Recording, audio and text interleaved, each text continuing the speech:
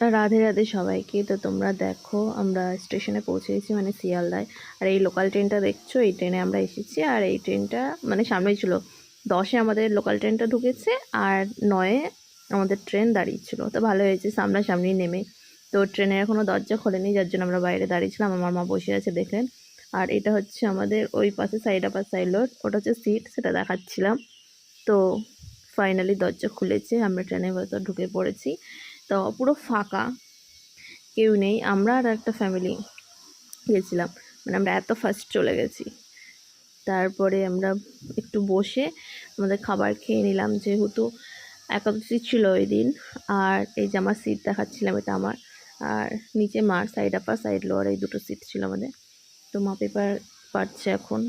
তো আজকে ছিল একাদশী, সাবু মাখা, বাদাম ভাজা আর হচ্ছে আলুর তরকারি। তা আলুর তরকারিটা দারুণ হয়েছিল, সাবু মাখাটাও দারুণ। তো এই এখন সাবু মাখা খেয়ে নিচ্ছি। তারপরে খেয়ে দিয়ে হাত মুখ ধুয়ে টুয়ে বিছানা করে যে যার জায়গায় চলে গেছিলাম।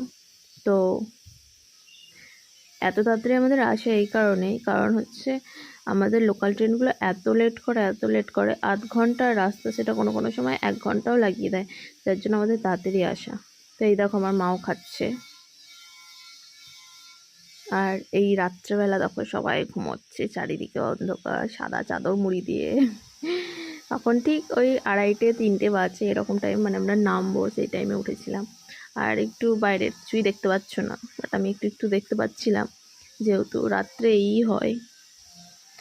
তারপরে আমরা আমাদের স্টেশনে পৌঁছে গেলাম। ট্রেনকে টাটা বাই বাই করে আমরাও আমাদের দিকে চলে গেলাম, ট্রেনও আমাদের ছেড়ে চলে গেল নামিয়ে।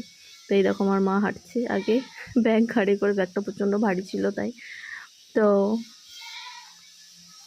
আস্তে আস্তে গুটি গুটি পায়ে এগিয়ে চলে আসলাম আমরা।